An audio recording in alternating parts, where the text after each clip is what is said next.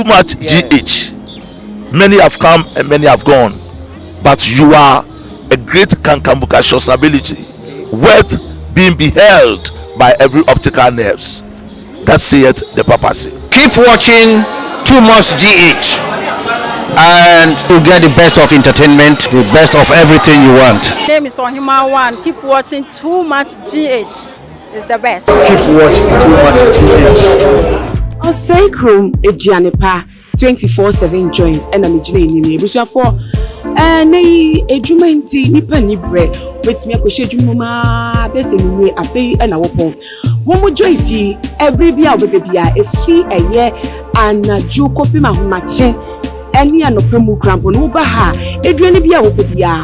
Or Sacrum, a Gianipa 24/7 joint there. Be rest assured, so we say a fufu, say a banku, say a mo, quite, watch it, dear now pay. Joseph cry and maybe from 1 a.m. and now you say Kroma your dinner so be and you bet my friend and wash or graphing name crown was from the woody now Pedrianetia or Sacrum 24/7 Adriana Papa de DB na main na fine one more joint Adrian every beer 24/7 get tremo it's your musa.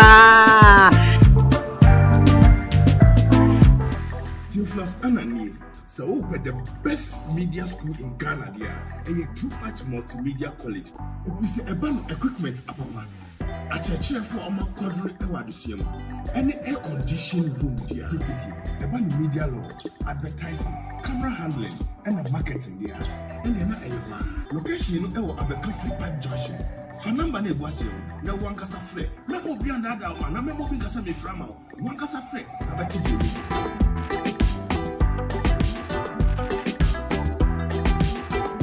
Memamunia akwaba stronko de pa Too Much GH so edi ehye de na busan for Ghana omahimu ensem de edika enam de eba besomo na watwe de aye na watwe stronko pa ewo omahimu ensem anke enti bi pen enumu na tese na watwe ya te ne kese ewo mu se nyuntuni pa wode no ho no opede o did ne ho ye de ope na enu nti yeti be chi no gotum na remand 5 days ebusa for asagro and the can nam so atese ne eka ho a almost the third day atese ye yi num die na say awon asem pa na watwe awon asem ewo mu na ebusa for ensem no ekoso no sesi adai die ebusa for yi kire bia bemu a ensem foforo abepie mu a no ne say allegedly no wasofo eye Jesus ahofe a ne din akasakasa ene Stephen Akwesi Apia, Bishop Stephen Akwesi Apia. A police for the no echo a yen fee or a search a fee or. Na the other people and say, Womu ko fee or no, a two ewo, Womu fe to no edify or at the abata say, no so abeka, Womu shishimua, one more a year a womb. Nanwechin will be form, and some no are not to no echo son. I better just say, allegedly.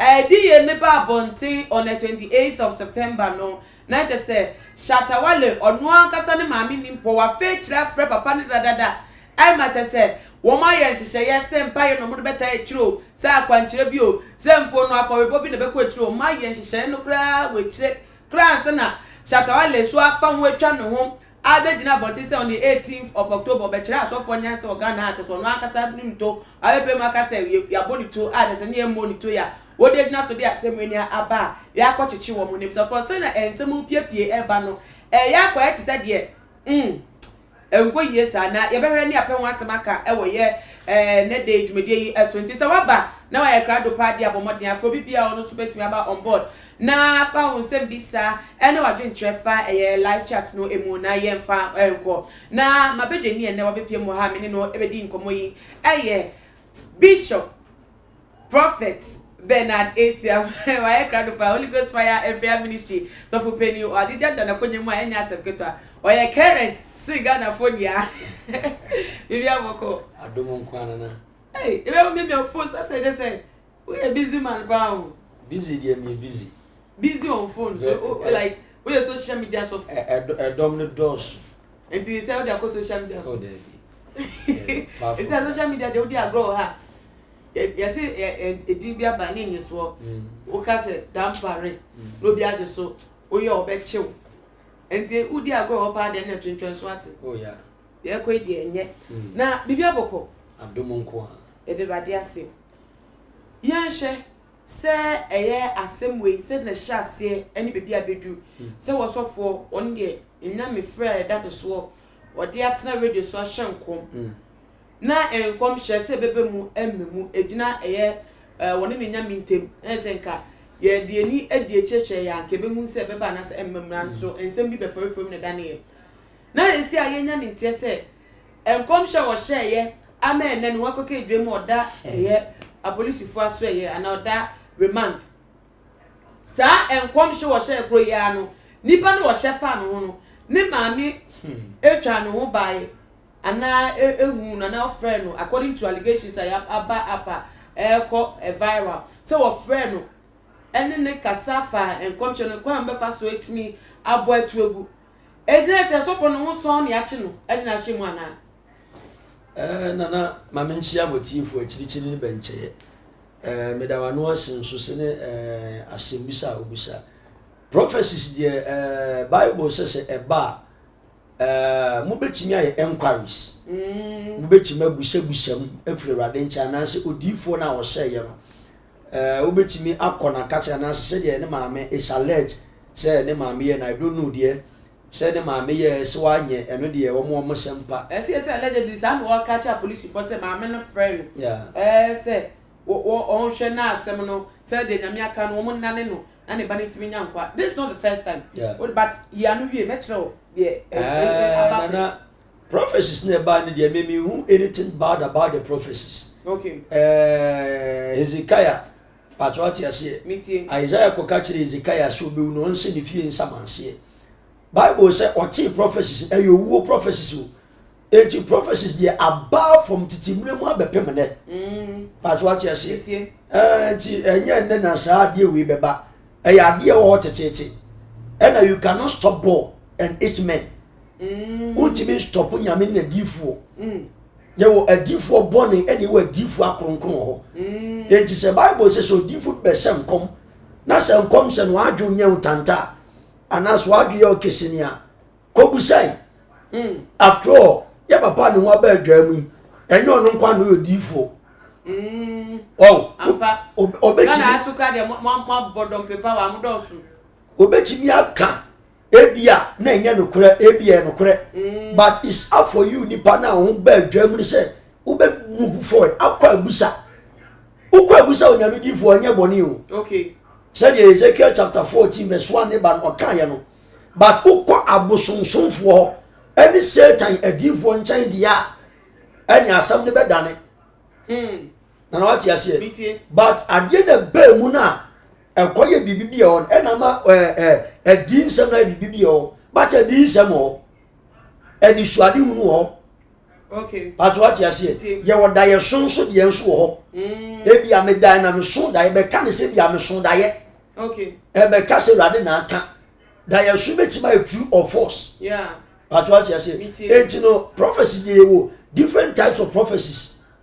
Enti obi de da ye so obi de nyame asem obi de ye mpaibo enti different enti se ba is up for you nipa na ya prophesy about you no also for the nyame asem neba enti se asem na ba na prophecy ba maybe there I don't see anything bad with the prophet or prophesy. Okay. But anybody in question or call the opposite side na what you say Emma or framing your message ya money to your comedy and money to na koye bibi basa. Ono se fata si e but it's not the best. Okay. Wow, yes na Ghana police o mama ye disturb also your public figure.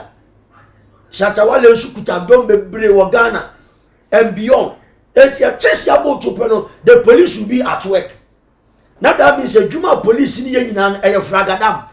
Anase bosire mu kabi enu nti na papa na gina so. Na no ati ase. Ba we dia nke chaupa. E wo so da form.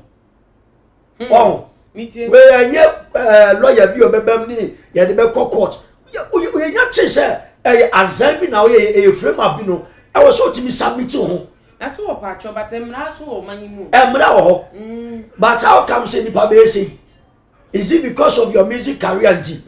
And I be say enu na ma prophet ni wa ka adwamu say prophet ne ho ka mu no ne say Shatawale dane ade ne be yes a show ni ntira ma ne wa ke sir but oh Bible no oni mfom so bia mfom so be ne wo no okay ana etuo ni so mo koye search up mu wona ka che ne kura no o de no asem ka de ye fan to ansa ne ye baba so but say abepie mu say edi ene ba ye ma me no fa kire abrante ne madam Shatawale ni ma me no e fa kire ego hu so fo no according to allegations abeta bontin no one ne ka say no na say so fo no sense de we kwanti ye nyina so yi ni emfi baby e di na ko share say na be man wa na because say na tell them say beto be say pa ya o mo bonu camp no atwe asem no assign yeah etini ho so yeah nana prophecies there eba empaibo ne di si ano kwan eni ebia honam direction bi na nipa na ginam na wati masizi hu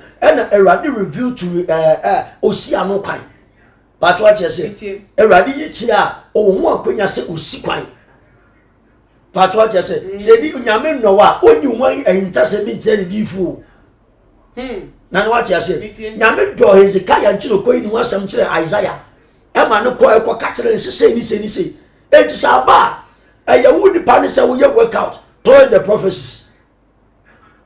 You Nana what you say? BTO.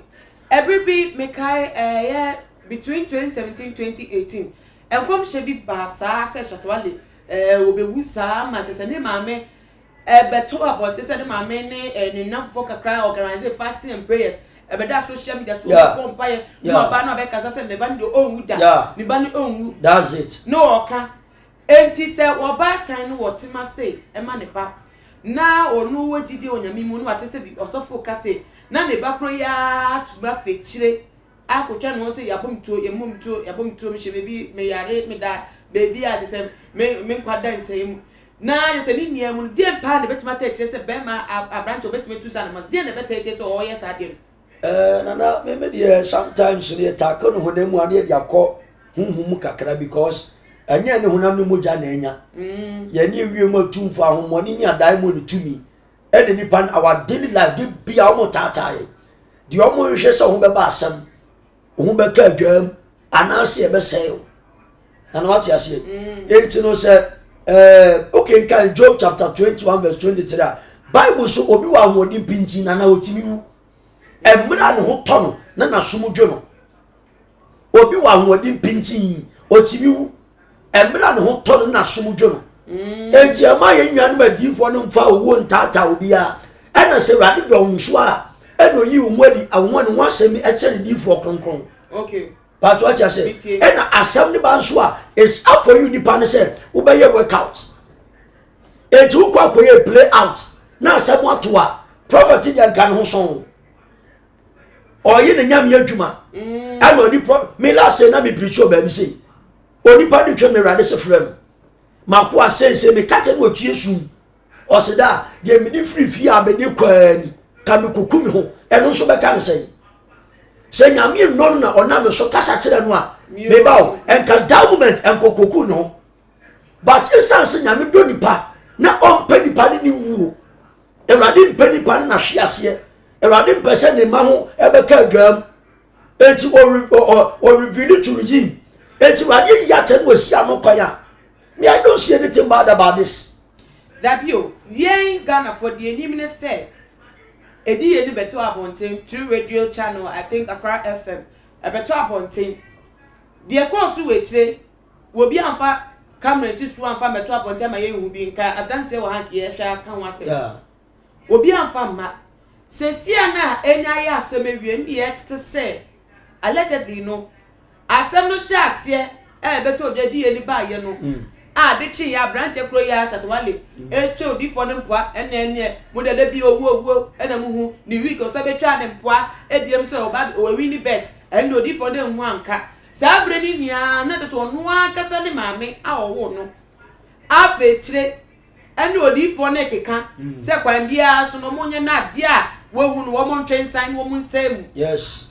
Edini nia koso nya ntina za branch no nya awe ana ni mami ene fa de chana se ni mami na nkasa se me ko bebi ana se wo hu ntino me yes me fro di for nana e betu aba ne sa Nana it's true e betu aba ne sa because obatan bia ampese ni babewu ɔbaatan bi a na se maame bi a ɔhwɛ bi a ɔpɛ ne ba ne sie mu ɔmpɛ sɛ ɔbɛsie ne ba na ɔno wu a hwan ne nkɔsie mu enti ne sɛ prophecy ni ba yɛ maame fo bebree a prophecy aba fo mo busua wɔn ma fa akyire akɔ yɛ akɔnkyerɛ bɔmpa yɛ si ano kwan wati ase a wɔn ba no so didi wɔn ano ɛdeɛ mfa ho ɔno ɔde ne ba ɛna wayɛ huhumu deɛ ɛna astɔpo deɛ nam kwan mu baabi a wobɛkyima yɛ ano baaba yɛ but yɛ di aboɔ wɔ spiritual na sɛ yɛ di aboɔ security it is allowed but wati ase ɛna sɛ de na ameka no yɛ wɔ ahohom a wɔn taataa nipa ɔno no tumi na ɔpɛ sɛ wɔn ba asɛm kɛkɛ ɛni wɔ nipa bi wɔn nso a ne ho pa asɛm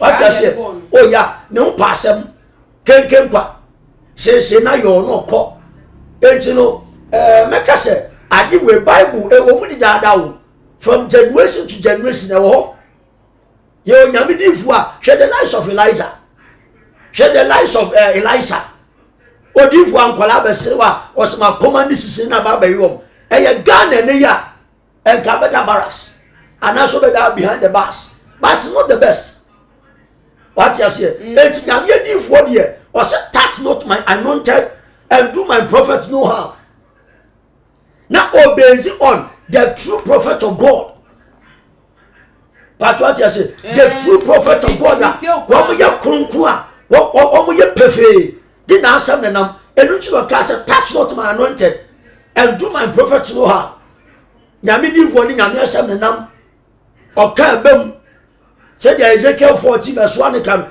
ɔsi kɔmɛdifo akronkron nkyɛn Deuteronomy chapter 18 verse 15 kɔpem 23 ɔsi kɔmɛdifo akronkron nkyɛn na odifo bi ɔbɛma ne homene so aka asɛm bi enye rade ne kan you shall be judged according to your ways and you pay the death of penalty ɔbɔ so sɛ death penalty rade na nkɛse betua ɔka baatwa ti ase enti no sɛ rade na asɛm na difo a ɔsɛ kɔ na kɔka you are the mouthpiece of God and at the moment Erade nkasa rough ye me minim no Erade nkasa by heart within the year betima kasa once on kasa bio onimade nyina but adia ebema ne this year ana ne boni mu aka adwamu de then obe reveal to redeem it or reveal now place man no di nkwasi asam na nkoka adwamu a enye Erade enye the prophet na oh yeah na de o kan de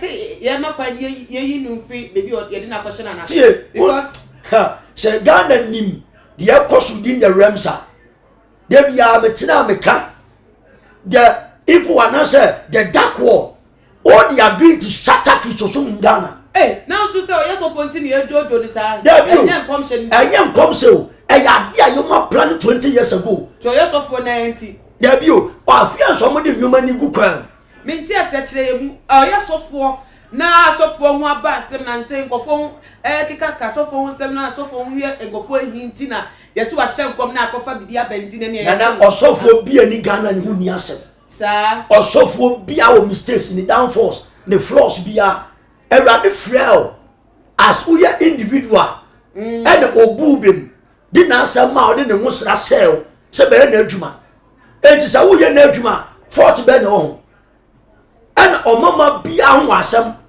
bidu ani sam yo so takrache yo but what you say enti se odifo bi di asem aba out hwe de Elijah ne ba akonfo ye osimusim wotumi a mumfra munyame na no so be fra Erade de be hwe nyame odi oja ba gye ne mampai bo so oya major prophet go to the lives of another major prophet Elisha hwe the power or exhibit here Bible say the deal for na kanu ejina ntentina o say yes Elijah who ma by Elisha so or commanding power authority Bible say Elisha be ye adwuma pass Elijah ejinu what is all about this etine ye de bad ye ko so sesi animu ana wo ka ko si say nana ewo ho ye ewo ho Bible esi bebre say ye so that time ni so wo so for na me afa do so adi asema betu identity me on say na so for bebre di nkwase asem wo Ghana pa enti empanifo ni bi etuo mu na si ho to shaping us some of us because enye de bia Erade nkasa rough ana ye nyan ba di for bi su nyame ni mu twitwiri fom me de o ka no asekasa kwa mo me nti wa sekra oh yeah nti ka no me ye oti ase no beti ase me na me no edi nkomo wa nti na oti ase bi o se edi for ni bi edi nyame ni mu twitwiri fom dodo de bi erade se na what about the repentance message or the ma ye sia nkoka no so nti repentance message nti edi e ma na da bi o preach wie anse na ho na fa akira ye adwuma message na asam ne ba ansa na asam ne spirit no na mfa na asam ne mana o ka ya bem da bi ye oda ye so de ye ho ye odi erade se enu so be ka ne se nana mitie o be ka ne se enti no me de se wo yo bi a wo be nyame na wo du nyame nenam na o ti osoro ne na o osoro communicate de bi a o ha ho because you are in the end of days o ha ho kra but what I say obi a ye na adwuma but at the end of the whole semester you account for it ya de ti na ma obo aba be huru oni pani mo mfa nyame asore nya hwe emre bi o ka so be si nyame asore oni pani mo mfa nyame bibia nya bawu ana oni pa nyame do no so twi nanim o twi na so okay and what I say nyame no wo twi aso ayedai because onim say o ye ba se wa said that oyo option enye yiye okay what sizi hu onanim what I say Proverbs chapter 6 okay kan kwa ewo yo osibu de mu bu nyame asotwe etu ba bi nyame kasa kire bi anya mo fe ye wa awurade be chima ma ne ba ketekete aba ha se enu so be tina tu awurade ti bi fa kolem kwa kasa wa wo de si ye emra Paul ye kan sense so se hwan onam Damascus komo kwakoye nyame suafo no Bible say na nyame di aprada esi odifo no kwasi asem kwan enti ho na what ya say ewo ho enya ne na sadi we besi o ewo ho frititete reincarnation of prophecies about chom ma aba ko na enko esa babio yo odifo wo de home so kakra da me fa ye enkofo a wo so edi echire hwe yen wo mo so atenche bi into jam TLGCI was say they should free him.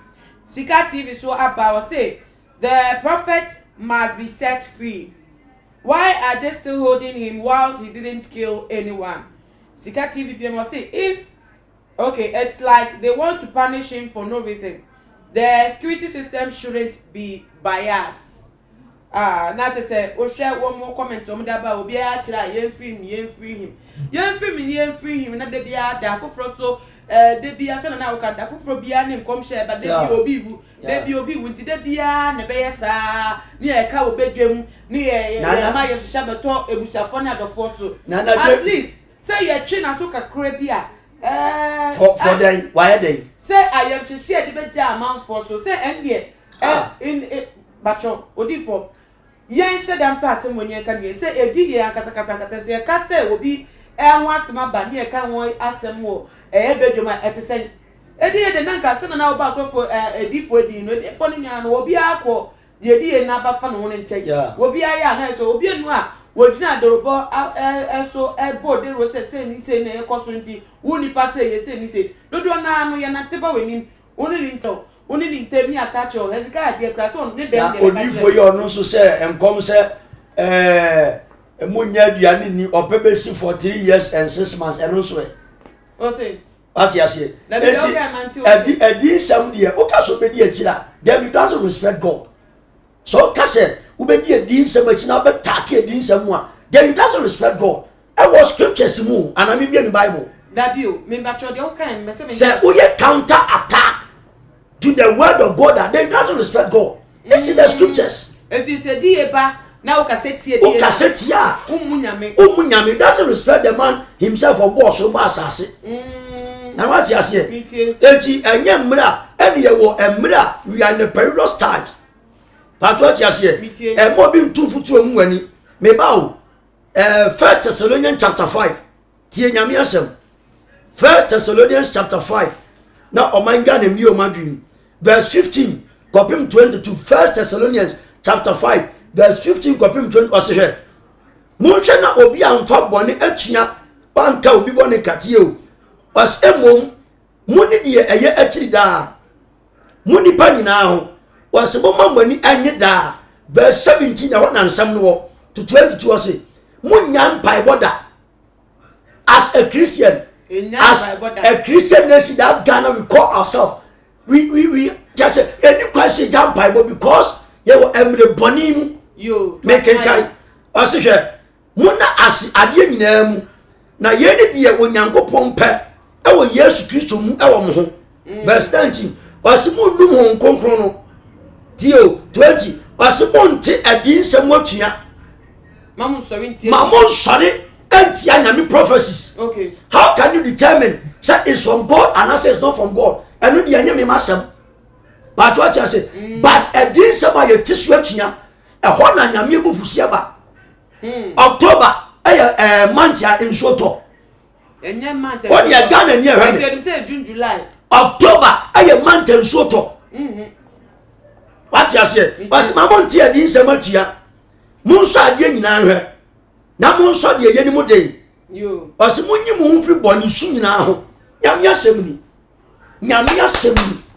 ose na asem eno de bo wi ase ose say me divo do ma asem ba don't counter attack against the prophets that every suraba yo any woni pe do so a oboni sirem oboni tirim na oka and what you say that's on there onu a pen work ka yeah eno so kenkai Jeremiah chapter 23 verse 25 over you would live for so that you would live for no so many boys. Okay. Eba no ko wie din sem wo amanfo asore de e de bra no de aba be sem kom. Enu so ye odi for star. Di for born in star ni bi no. Yo yete. Na na what you say? Anyway di for mu nyame. You are so for mu nyame. Wo mu mfa nyame nya hwe. Na mfa nyame nya hwe odo ba didi. Encho be ku ani mu aso wo mani. Micah chapter 2 verse number 8 to 9. Also na mebo ebinya peti adifo ni asofo ni because me fear upon me no mo bone achiwa de ebo man na wo ka ko sidie so say odifo na asem na ye ka na adifo ni bi nsuro nyame wo mo mu bi nsuro nyame you see that wo mo bi nsuro nyame se me ba wona na se adifo ni nsuro nyame a okay so boss so basase me change the voice for the first time can be Thomas for the first time ever. And what you say? Enti wa den kasa rough for say ya adifo ni bi ka no o man wa kasa ba ko yo mate na ebisafo mo hwe enkoba ye dia ne se latest revelation aba ewo eye ediye ama ni hunu sa na me friend say ediye ba ko ade sem na aba ediye kweku from pon ediye a eye New Life Kingdom International Church of Penny Oda no eye Bishop Kwesi Apia number Stephen Akwesi Apia adodo na friend Jesus Anwofe ediba here on the 28th of October now on the 18th of October ye nipa efa no ho ono ankasa so agina ponte ye dia tudem se wono yaboni tu ama wada emergency center na te se ehun sai sem ne ya agibone no no ansa de no ho ba ponte be ka se oboa enye hwe na ediye na ye bo hye no no se aha na tete na no peso hu se mra wo mai mu anan na se wode ekofa won te no na edi hu komo atese si abeto mu se wo maami me treasure to wale wo maami na mu ene eye wodi fo ni nyan kita wudi wo mu di nkomo allegedly according to latest information about won sem no woni no di nkomo e ma kwanchire kura be pie mu matese enya sem ketwa wo mu twa fasting days twa prayer days see the crampo no bisafo ebetimi abase bi kura be pie mu e wo mu nti die nti ena Shatwale still now on the 18th of October wo create his stand no no asembisa abeda ho na no na eye odi fo so ebobo hu ede mu muaye ede esome na mamemfa Sika TV BM say some of the prophets are rather disgracing their Christianity. Yeah. Abdul Ghani or say Ghana every day more problems. They say Ghana there or how pan they be asem for from FM. Na odi for me say ba so biem. Yeah. Sesia ye hu say nyama akwase according to the enya report nyama akwase say enkedi ye pe say yes sir. It is sa ambaso a ene ne ntrese odi for no wo ya tro diffu. Nana, it could be so, but meme de nyame asra no yenye ne bone mami si asem so maybe one team ya se wahye me hu nkom na mia masa be hu biem na me wa keka so o ekom hye de wa kan mate nyame si se ya ba se na mbeti wa bibia fa hom ye mo mpa na wo twa faster na ma ye na da wo hye me amba so ase no nche so yodifo bone ana yeah unya atrodifo yeah eti na enye sa bi na ekoso wa ha na because any mami tibi fe chire ni odifo de chale odifo de nya se yeah ebet why cancel yeah eti se an die mpa na otu se ba ya chatawa le fa ya odi ya de fofra na de odifo na to ye asem meme de enipa dwuni ene na koma mu do what you say ye wo kwan bi wo a etini wo nipa ni su bat awieye no ayewuo yeah e kwan bi wo afin say o fa so e de gain with selfish interest and answer with selfish reasons but awieye no o de hwe the lives of your papa Satawale o kas ya bonu tuo e na police wo ga na nyina tuo mu ngu muram ya hwe Satawale oni ye tu petrol ni ye kwa ni nyina iska seye na ye be wie we nyina ba be gina ho akasha is never true na a hyper then the police force I don't respect them move police force yeah so betimi aye bibi say na empanimfo ye police wo asrafo be kase ye be fishi bibia out no baboncha be kase because of music career and I say because of enwum bia de back and I say for hype ntina de back then empanimfo mo emu I don't respect them. Sir, yeah. No obi gina edi yesu di hype no ho a. Boni betime si wechi. Edi something na make say ye encounter di ye. We dey see one counter or the hype. I counter. Or the gini din. What the hype won say? Send ye ambewa. Isaiah for catch there. Hezekiah so ba be unu. Or the di some hype no. O say Bible say Oshin na obompai sire rade say Erade kai say the man nanti wanim. Ma ba bra bo kunkunti twama me. What you say? Go should na ke rade akoma. Any rade ti betwa mama no. Enti no onye bone. Okay. Na no what you say? Onye bone. Enti so edi semaba. No afase abompaye. Na edi sem na to afa ho. Na de wo say si da be ensi. Na wa selfish reasons, wo self interest. Na akoba ni say ya. Then who the business, who the DA. Yeah. Bible so say man ti edi sem atua. What you say? 1 Thessalonians chapter 5 verse 20. Or say man ye counter attack to a prophecy. Every nyamidi fo nchen ba.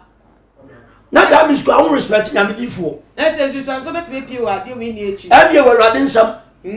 On ebu atentene ne. Or judge with the righteous. What you say? With the right profession. Asase so ye judge no so judge.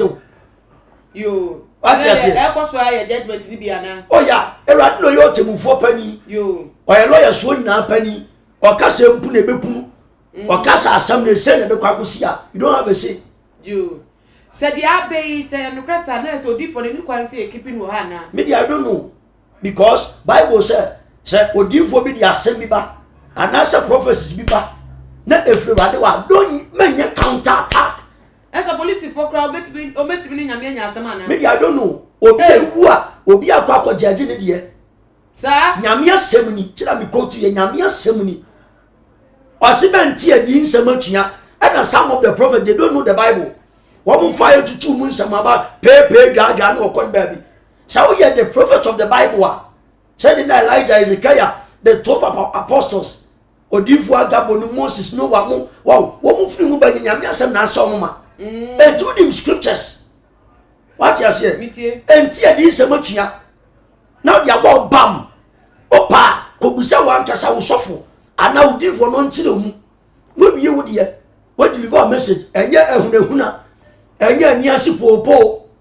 What you say? And no mind Ghana ankasa no. Ye nyame nim twitwi fom no do. Yeah. O my muni nia. Nana, o my esi Kristo so man. Na Kristo so man ya bra boni. Kristo so man pa ya bra boni nana.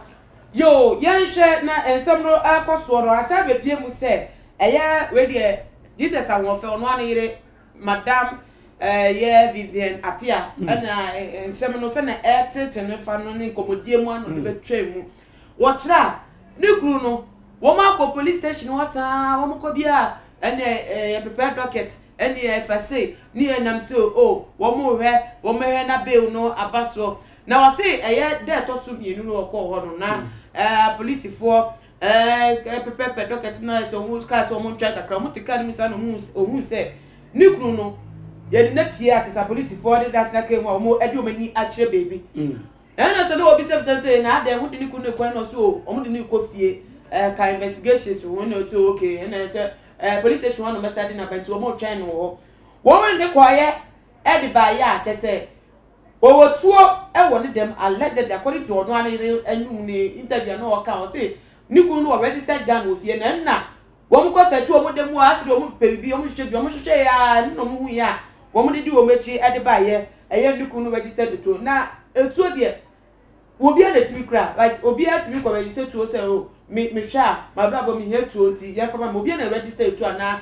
ebi mu de ya sha to wo so se mu de etuo de nso mu tebi da na me fa sa ho no betwem na me da wa no ase the all hwe me oti wo be bisa as a man of God wo di tuo ye dey se adwuma na wo ye no eye Kristo kroje na wo di ye adwuma na nana Kristo kroje na wo di ye adwuma na wo di tuo ye dey as a man of God odi tuo ye dey se na se ban bon ye di tuo ye ada etuo se na that means Kristo now wo ye na adwuma on timi mo ho ban for self defense or your bishop ni self defense nyame adwuma na ye na wo di no kra ma urade a okọ jitu aye dey nana okọ jitu aye dey as a man of God that you claim you are. We are anointed, we are so pastoral castle.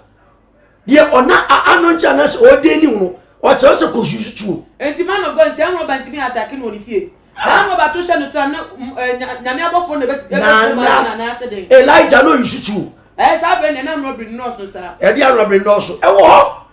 Crono, what that? Sabe nem foi tu moto, sir. Baby, time to buy the boat in my day. Oh, said I know more sick as you. And yes, a man of God with respect. Unabe preach how many panasatra. Now, who could you? What you say? And count the papa. A man of God who could touch you. But back at self defense. A man of God or bodyguard. Not that means any Bible can on the year. You don't respect God. Ah. Oh, yeah. I was a Ghana police a year, Juma. And I support them 100%. A man of God did the 2 year day.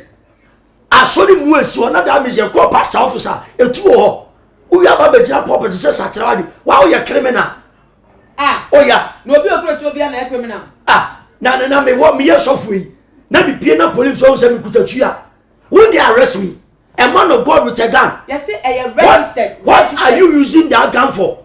What register? What register? It was license when you oh, me yet in a day. Ye number ye Kenya me say na my baby Saturday. Many criminal one a criminal. Self defense. Now that means you know ordeni ye ordeni anointing ye anointing and some ye can bushina a fallacy. Then tell me I say who your software say a man of God nana only 2 year day. Hey, it go out there. And then why you say what you yourself the attitude continue more Bible say emle mu hu beba. Yo, emle mu odin beba. E che man of God the 2 year day. Obi abewu. Obi wa anwodi pinti otimi hu. Emna ne ho ton na sumudwo no. Atia say, wa kwa sache ni panu kutetu e de ni panu be fa ho. Enu ti ni eni megu aso man ga ne mu no. A man of God okuta bodyguards. Just look at this. A man of God that oba the bodyguards didn't chi. Na aso na kwa dey aso. Okay, man of God, I'm say Elisha. Every week I don't know kase mo nya banbo. Woni ne ba Gehazi. Wo mo judge na wa antata asoja fo bi to show mo so say Gehazi onye to she no. Obompai na na. Every bia no betime na. Listen. E bo so fo ayi ba obi anadwumu no bia nkofa police. Na nkofa no mo ni Yakobọ kasa dare. Bible say ordin sa obompai se rade bie mi ba nani. Omo na Yakobọ say that from face to face. Enti we nya na afro na so na afro. Bible friend. E dia Bible friend. Na see esu. Nya me na afro be ma bambofo. Sa. Yeah. Nya me na afro a obe ma protection. Yeah. Adenchi na oda na bosomba na before ba dia wo mutimi ha me. Na me for the contract account so okay me bo ho ban wo kwan this all. Aya afibo till the time you die. Oni mu this am komo na ma ye hu say maybe oni hu this am because me se me nya konya bi na me odefo na me dame aka se me fie mu me sika bebre a e de me pe ba mbo kakra de to me ho na me ni a eti bi de se en frame mu a ya frame I don't know about Nana, I don't know about the individuals, but what I know about the men of God ni say ye bambofo ni Ewurade sa ti de kase nyame bambofo yo obetima protect you. What you say na man of God wo tuo na katia e bia na ni beba na so etu no fa ni bone enti ade enti e sa o ye dan bone ba a me ba o fie anampo asoro na police ohun ya etu ni sa o ye dan enu nti na nyame asofo ni adifo eni megu ase no yeah what you say a man of God with the metro man.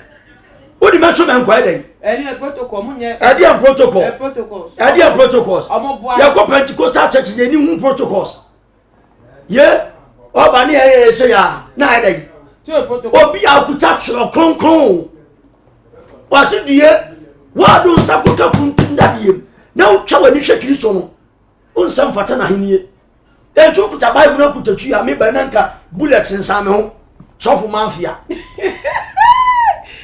sofu mafia ni ye gongonga what you say mitie amopo na ferie to Kristo so wo manga nem at time etimi I support the policemen wo munyi o madwuma ne ensu ya so munyi yen brebra mama ne ma obi won ko ka dua bi mfa nsan sofo nyina yo buy their fruit we shall know them mo me say ye ba me kra buy their fruit we shall know them ade na akeke na meti ya nanka bullets nsan mo bomb nyina ade wu de de ya mo boss ko be free police amama be cheme bomb nko ade me nya sho se be me obi na bomb ni tuo difference be ne wo o se sutuo na ebia kum nipa wo nam no ye nyame akwa no adwum fan wadwum pofia wo di tuo ye den edom ne doso a edom na nya wo dom nyame na ni dom it's time for you sir who be preaching repentance to the congregation je na adwum kan wasatira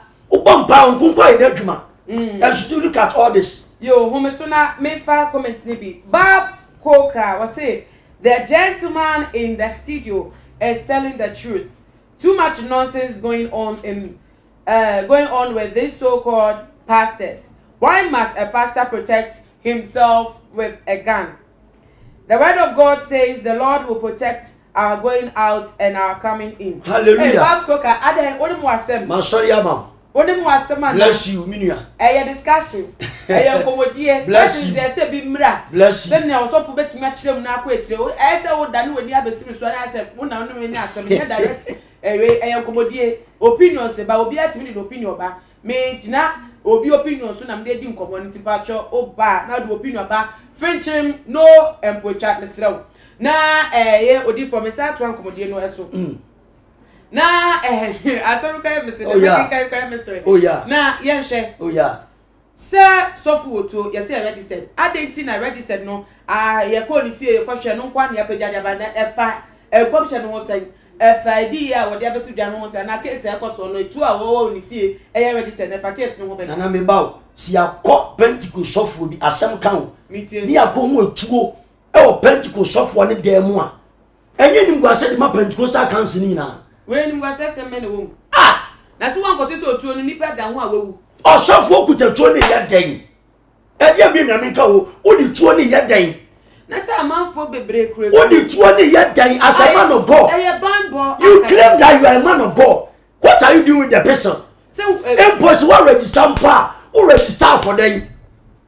No na mo say a claim man of God bishop me any bishop say the man for be so ti kumasi aye din sem hunu no what you say bishop e ko bishop akache okuta double bar obviously did the police obey a whole man of God say you claim say who preach e many pastors then you have a big question mark on your head. So wo to extend so a man of God. It's up to them. Ye bambo foni radi me da mada.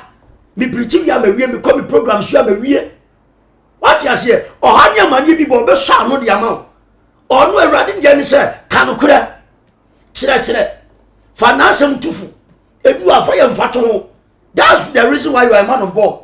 Odi for me ni wechi but unim say yete atiasifo wi asemu spiritually nyakobo betima bomba nyakobo de gidi so boye ni ahoban yo nyo eni pa nyina adwene nya pa de I believe enye man of God nkwan oboye ho obo mo ho ban obo bi ahoban yeah ye kra pa ye man of God but you are a chosen vessel eni pa ni sound me ka be si asem so yeah ye ni agidi se nyakobo ba mo fo boye ho ban but nipa no ba nipa sitem enne ye ni nipa ni utimi enya nyame nipa utimi nya utimi sha akwemkafo bi a uji nwa bia enye ebia so bible muda bible mu de enne say Samaritan no the same thing papa Jesus ekura mu nkrampo na drubi bi na Peter odi lechi wo twesika de wo bi odi o ka checha fasika ni se bohanim na de o twesika no ade yi ade ni siasa enti wutwitu abewodi ano otu na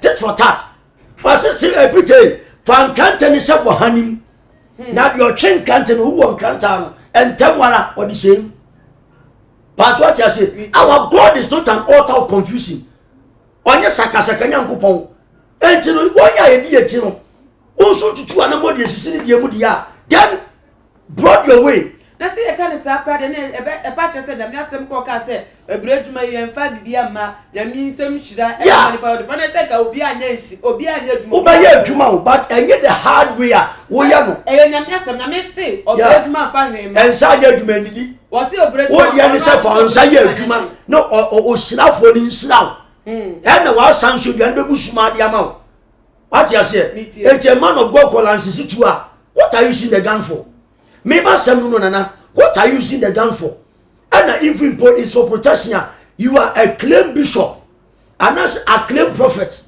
what are you using the gun for now that means you man there is a big question mark when I support the Ghana police so we will show the time one visit any as a missing house today one search it what you say okay enye papa no question but unim nana ene eti sadia osofo bi Ghana police muma yetuo ni bi eti yes eti sadia na osofo be wotuo na osofo bi ni tuo dia muma ye nyina tuo ni bi dia hu se nyina yekutatuo but it's not the best our calling is to preach the gospel yes say nipa na rather me bananka esa na yo said ya ye nwenu mo bi chire ye ma ya beti so na ya flex adai mate but say Ghana ase anse no be register etuo no ye no twetwe nkomo ye bi it's not the best that be me ka be see ase me say me do echini ana say me tro na ofo but Ghana ye won share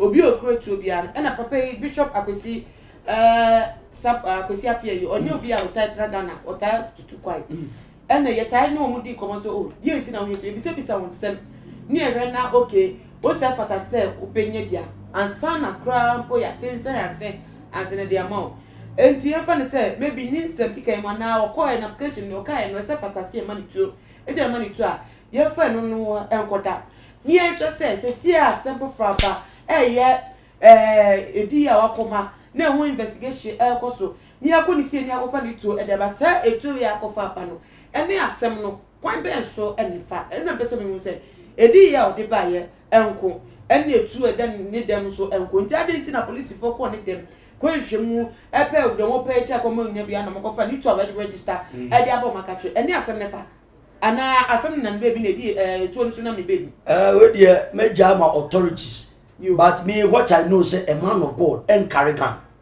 enti a man of God carry gun enti na afa etu na ka oh yeah a man of God the gun ye den wakache enti ekosi de Shatawale ye no so and I say the prophecies are a buyer say be shoot Shatawale on that data was say no so etibi kosi so because so Bible until be prophesy say be shoot on this day ni aba ofie ni aba be hutuo dia mo sia ko de ti age a kirema what you say aha enti but as a man of God you the true here then obi re mo be self defense. It's not the self defense.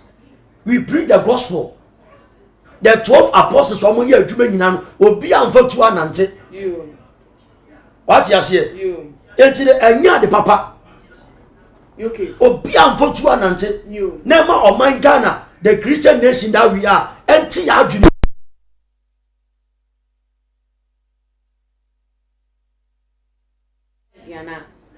I will not say anything about this. I'm just speaking the word of God about a man of God having a gun. What you say? And now say a man of God that was saying, "Come, mama, BBC yaba."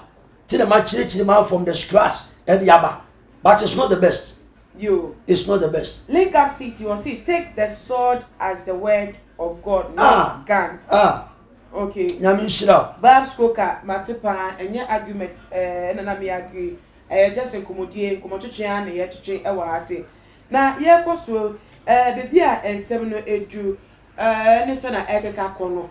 A Jew for my gun, Yasha, ye who said, Obia sorry, Popa, I be delayed like I say, oh, when a mini pa, won't to me a mini passe.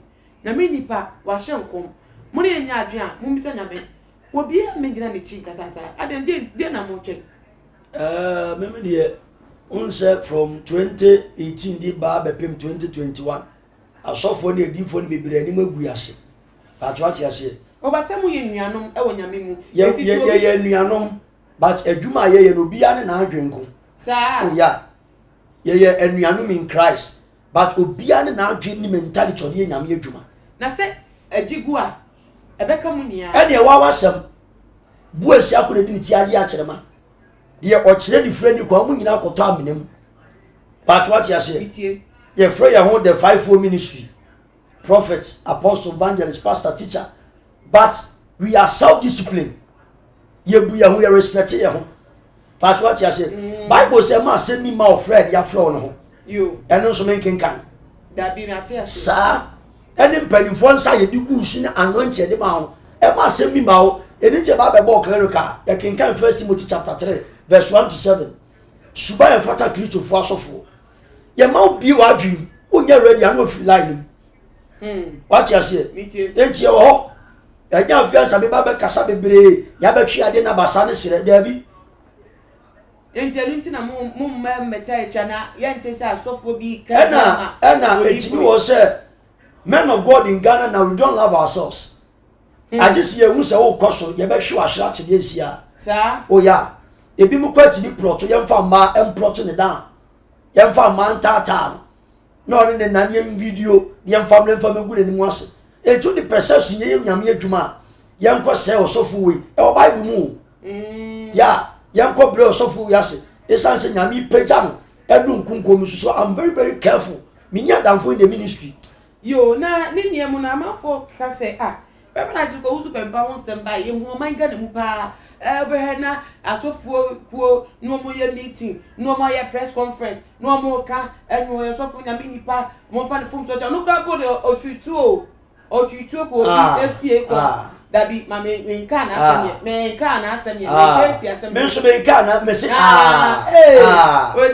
odifo otwitu yo Eko hodum sano edifo no asofo no even prophet na the crap and can him say nkodi ni ntem kra enye papa sano oba bonte me kasa ta itire so oh wo so for the odifo de yenye ne sa etigana fo aban ehwe no mo pe na asem nka sa ye diduema na say remind the man 5 days remind the man kwapo no any 2 days ene man be onu ko fie say oyodifo we so aba say even a year prophet or no see a D4 or a bishop and tutu priest who no crap no na pomu din ye papa sa so still no da ho na ni nuan ma so for bia nu a papa ponti a press conference o we so akoka dwe mu misra mo hu ni mo bo bia ni wa so be post or prebe obi e de ma nye ne gire en na sorry for ene eye the lawyer kakra ye hu se D4 bia yesa aditi na eyi mu ewo eye me make can say the joint association mi bebre aba me sire so bra be dwane ye bra be kan ye ho e association enti wan ko dwane na asem to wan na gine mu aka bia an se association akọ dwane me de ani awrade oh yeah me de ani awrade o boss so ma sa enti so di ani sa ni de ani awrade ana yeah because ene Ghana ye association asofo no join edifo no evangelist for no what you say enti mu ba asem ma wo squad ba be kan bia ma okay enti ma na nwanwa what you say ma na nwanwa o ba me de yan nwanwa pa ewo na na ewo odi focus yesa obi we join association obi we bishop level answer na no be flow program kwa on frɛ onu ni group no wa form no be flow bia o program on frɛ outsider because a association what you say frɛ me na me nso me frɛ ye happy we ni happy we What you say? But come who they are. What you say? When my attack about me so spiritual attack about me so any papa will hear. And about this I'm a dead body. Spiritual attack, fitaibi, and we are getting spiritual attack. Yamia Juma na wo ya. Ebi any yenum, ebi any group joining. What you say? Should I be down for them in so you shubai? Into why you work out. Show me your friend and I will show you his character. Into a team for one work out. You. Yeah. And if for Paya Boy, or you for Paya Boy in a program, or you for Gangalia, or you for Gangalia in a program because what you say? Or you for Betty Baby program charge you 500 million within 1 hour. Is it acceptable? They know their source. Baby a program within 2 hours, about you 200 million. Is it acceptable? Yes, I won't drive this out corner. What you say? You become vulnerable. You don't show any more. You. Mamifa Babs Coker Edian Bremi say our defense is a pillar of fire by night and a pillar of cloud by day. Edian Boatin, who they now wap upon Mamenta, who be white, the person who they now patch. And Babs Coker Edian say those pastors are just like the 7 sons of Kiva. I saw for Ben, no, Omo walk na on yeah, Omo Kumu. Mamenti was one patcho. I was say those pastors are just like the sons of Kiva. Omo walk on Woma, will be one can more between what Kabiam and I said, or so for you no one can no qua anything. Because as a man of God, the Nkahumba Semua, the body of Christ, and I am one person. What you say? Okay.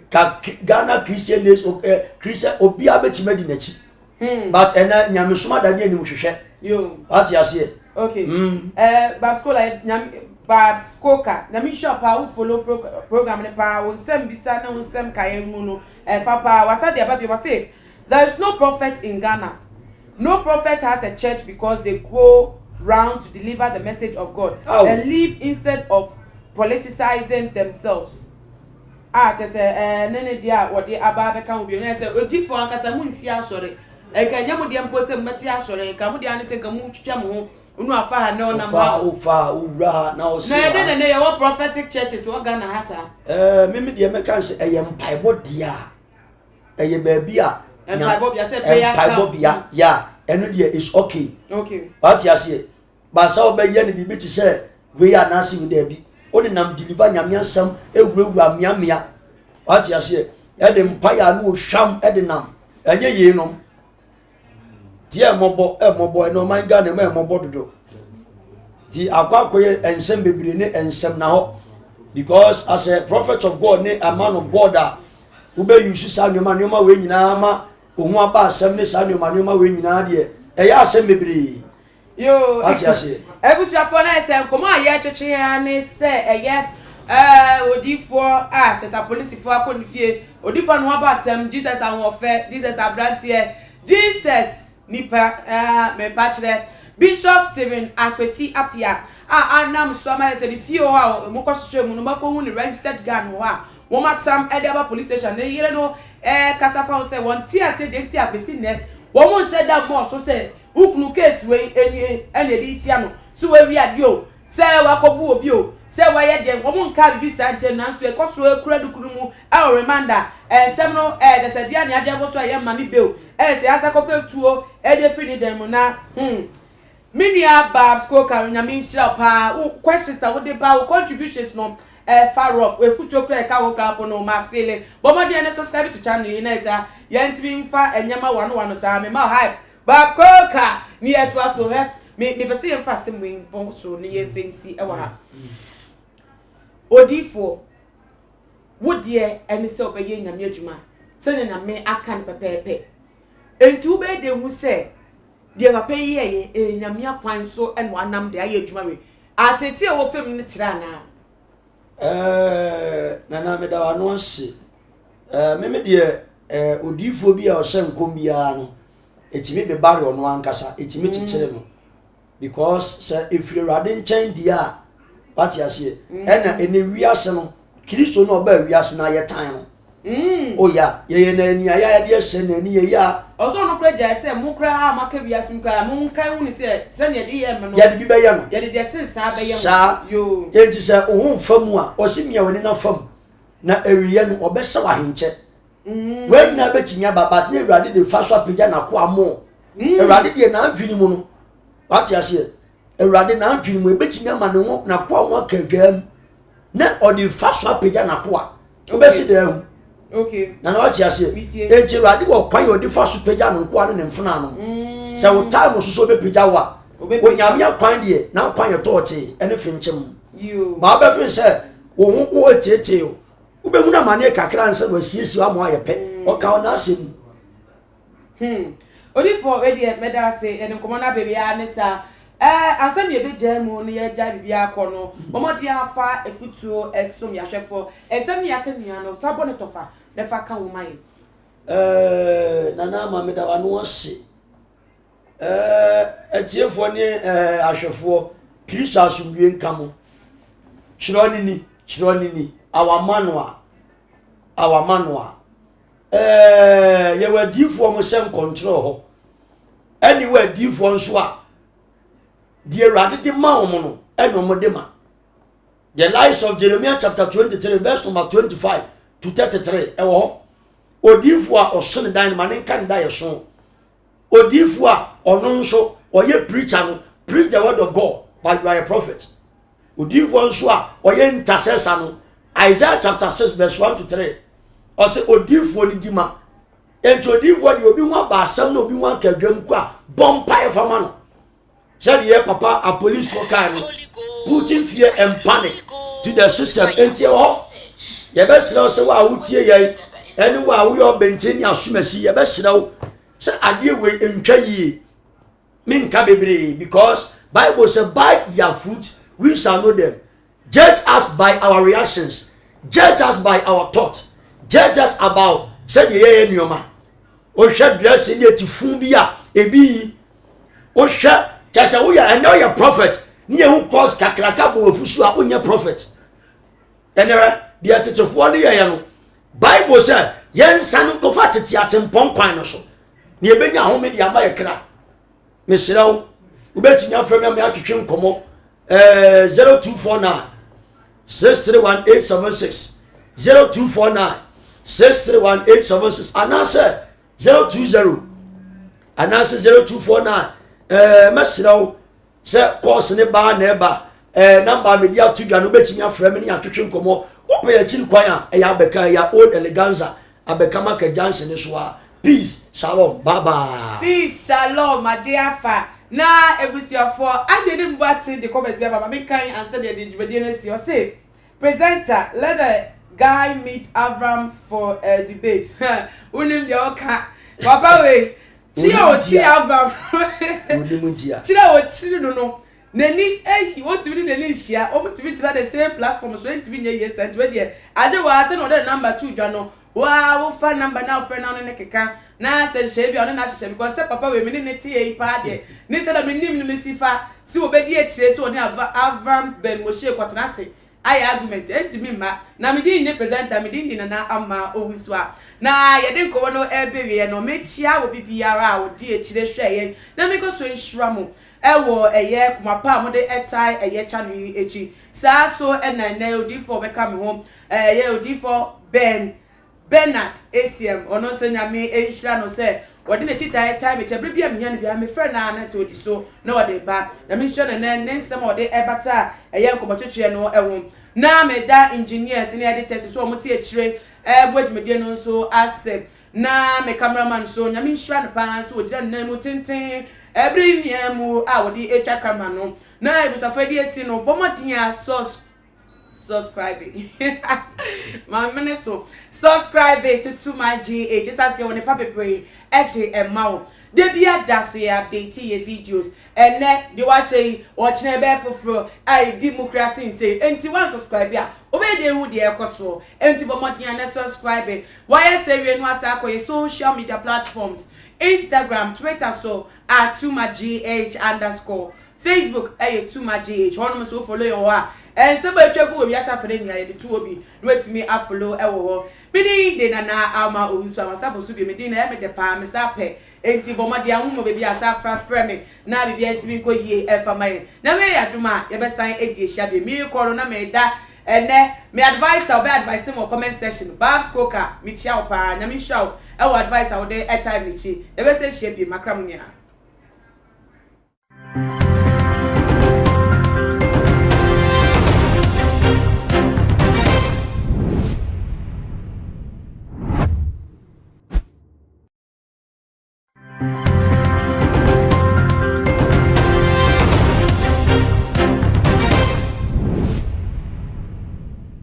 Too much GH.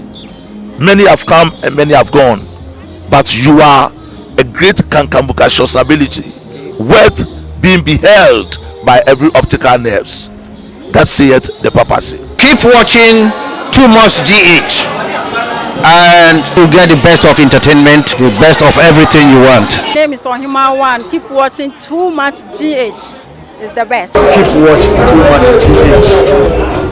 Osei Aduane Pa 24/7 joint and I'm engineering ebusua for nei edwuma nti nipa ni bre wetimi akɔhye edwuma ma bese niwe afei na wopon wo mo jointi every bia obebia efi eye anadwo kopi mahomache eni anopemu cramp no ba ha eduane bia obebia Osei Aduane Pa 24/7 joint there be rest assured say obenya say ye fufu say ye banku say ye mo kwai wache die na ope Joseph Kra enumre bia from 1 a.m. and now you say kroma ye din na so bibia enu obetima fedwan wa soro kra fi nem kra na so ndaye se wudidi na opeduane dia eye Osei 24/7 Aduane Papa de DB na me na ye fine wo mo jointi Aduane bia bi every bia 24/7 de tuemu sa So open the best media school in Ghana there, and a too much multimedia college. We say about equipment apapa. A church for our quadrant ewadisium. Any air conditioned room there. About media law, advertising, camera handling, and marketing there. And then location our Abercrombie Park Junction. For number ne boasio, na one casa fre. Na mo bi anda da ma na me mo bi casa me frama. One casa fre. Abeti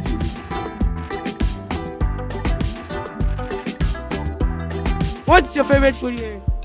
Fried rice. Fried rice. Aduane Pa, Osei Aduane Pa. If you want to eat any food, you have to come to Osei Aduane Pa. You can come and have a taste of their food. It's very nice. I always come here. This is like my 10th time of coming here. Aduane come up. Local dishes, Aduane Bia, Aduane Pa bedidi. Wa hwe nam na. Wele ye made bibia na bia di. Aha na Sivina Pia bedidi a eco viral no. I would order Aduane, you are bringing it right there at your doorstep. Enti Aduane Pa fie. Mo nyina mo be Aduane Pa. Na ha na Aduane Pa power. You were East Legon, Boundary Road, opposite the Self-Felicity